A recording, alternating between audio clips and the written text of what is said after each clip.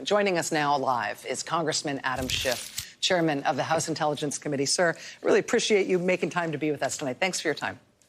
My pleasure. So let me get your top-line reaction to this new report from the New York Times this evening, that just as the impeachment investigation was starting up in November, Russian hackers from the GRU reportedly started targeting Burisma, the Ukrainian energy company whose board Hunter Biden served on. This is the company that President Trump wanted investigations about, that he thought he could use against Biden in the campaign. What's your reaction to this new report? Well, I have several reactions. First, that it would not at all surprise me. This is indeed exactly what Bob Mueller warned about in his testimony, that the Russians would be at this again. Director Wray has said the same thing, and they appear, if this reporting is correct, to be in the midst of another hacking and potentially another dumping operation designed to influence another election in Donald Trump's favor. It is clear, if that's the case, that once again they have a favorite. They don't want Joe Biden, it would appear, from this target, and this would help Donald Trump. And I think the other thing that's apparent from this, if this reporting is correct, is the message that Vladimir Putin has gotten is not to stay out of American elections, but you're welcome to get involved in American elections as long as it helps Donald Trump. That seems to be the message that President Trump has conveyed, and at least the message that Vladimir Putin has received. So, we're going to start by finding out what our intel agencies know about this. I have to say, Rachel, I'm a bit distressed to see this for the first time in a newspaper report. If the Intel community is aware of this, that should have been brought to our attention by now. But I don't find it surprising. I do find it deeply disturbing. And I would hope that maybe both parties can get out ahead of this, even if the president won't, and condemn any Russian effort to influence the next election. It is disturbing to hear you say that you learned about this first in the New York Times and that the intelligence community hasn't come to you and your committee with this. According to the Times and to the private security firm, which is called Area 1, that reportedly detected this attack, they say that whatever was going on here with these GRU hackers and the other hackers who were involved in the DNC attack and the Clinton campaign attack in 2016, they're saying it was successful.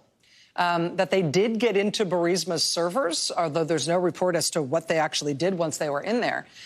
If these Russian hackers stole stuff, or if they're otherwise going to try to release stolen information or disinformation to try to affect the campaign, to try to hurt Vice President Biden, are we at all inoculated against that now? I mean, does the intelligence community have a plan for that, given what we went through in 2016? Well, we're really not inoculated against it, because what would have provided the inoculation is if during the first time it happened or thereafter, the president led a national consensus to reject foreign help. But of course, all he has done is to invite foreign help. The very subject of the impeachment went beyond trying to invite Ukrainian interference in the next election, but to coerce Ukraine by withholding hundreds of millions of dollars of military aid, a White House meeting, by using the power, abusing the power of his office to solicit and coerce that kind of foreign interference. So we are not inoculated. We have a president who's made it abundantly clear time after time he is more than happy, more than willing to make use of foreign help. Now, what we can do about it is we can expose it. And so if indeed the intelligence community has been on top of this, if there are reports of the Russians doing this, if there's evidence that they intend to use this in the U.S. election, we can do our best to inoculate the public by telling the public about it. Indeed, one of the qualms I had about the Obama administration's handling of this back in the last election was they didn't make a more full-throated attribution directly from the president about Russian interference. So we'll have to do the best we can, but unfortunately, we're not nearly as inoculated as we should be. It is also striking that a lot of this new reporting material turned up by FOIL lawsuits, witnesses coming forward, new public source reporting, as we see tonight in the New York Times, does feel directly linked to the scandal for which you led the investigation that resulted in articles of impeachment passing the House against the president. What happens to this subsequent material, the stuff that comes up since you've drawn up and passed the articles. Lev Parnas, who was part of the Ukraine scheme with Rudy Giuliani over the weekend, his lawyer says he delivered data from Mr. Parnas's iPhone to your committee, and more is on the way. These FOIA lawsuits have turned up Pentagon and White House emails and communications that you didn't have access to during your investigation, but since shine much more of a light in terms of the president's direct involvement here. Will you continue to interview witnesses or do depositions or otherwise sort of work on this case, despite the fact that the articles have already been sent? The answer is yes. And in fact, that's exactly what we've been doing. We have received extensive documents now from Mr. Parnas. We have seen extensive new and incriminating evidence come out of these FOIA public releases of documents. And it underscores something very important that I don't think the public has heard enough about.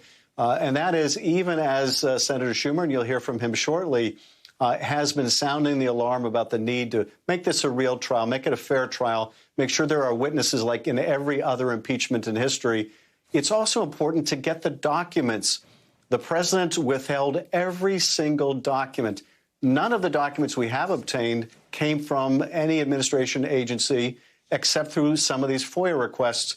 And as we see, as these documents come out, they are deeply incriminating of the president. Those OMB documents disclose and corroborate what we knew already, that the order to hold back the aid came directly from the president, that people didn't know why it was being withheld, that, in fact, the Defense Department was concerned that merely withholding it, not knowing of the corrupt purpose the president had, but merely withholding it, violated a different law, the Impoundment Act. So I think, as important that the Senate get all of those documents as it is that we get the witnesses. And one last point I'll make, and that is, if we're following the Clinton model here, and clearly McConnell really isn't, but if we were, all of the documents in Clinton were turned over before the trial. And that would make sense to do here as well. Let me just ask briefly, sir. A lot of people are expecting that when the impeachment managers are named, that you will be among them. And I realize you're not going to get out ahead of Speaker Pelosi in any sort of announcement in that regard. But is it your understanding that once there are impeachment managers chosen, once the Senate trial has started, will the managers be constrained from presenting information to the Senate, presenting their case? Will they be constrained to confine the evidence that they present and that they discussed only to what your committee turned up as part of its investigation? Or if there's additional evidence that has come to light, additional witness testimony or documents that have come to light, will the impeachment managers be able to present that material too? Or is this sort of a prosecution frozen in time from before Christmas? Well, that's a very good question. And I think the answer is, we don't know, because we don't know what's in the McConnell resolution, because McConnell has not negotiated with Chuck Schumer in good faith. This is going to be a partisan resolution by Mr. McConnell, and I'm sure it will be drafted with the White House lawyers to give the president every advantage. I will say this, though. It's going to be hard for the Senate to ignore information that comes into the public record and say, we're not going to consider that, even though it's directly relevant, even though it's directly incriminating. We're just going to turn away from it. Now, one thing I am concerned about, Rachel, is the White House has not turned over a single document. The White House should not be permitted to introduce selectively documents to mislead the public about the documents it has withheld. And you could obviously cherry pick certain documents from OMB or other agencies and suggest to the public or the senators during a trial that they're somehow representative when they're not. If they intend to introduce any document, they need to introduce all the documents so that we have the complete record. Congressman Adam Schiff, chairman of the House Intelligence Committee. A lot going on, sir. Thanks for joining us tonight. I really appreciate you making time.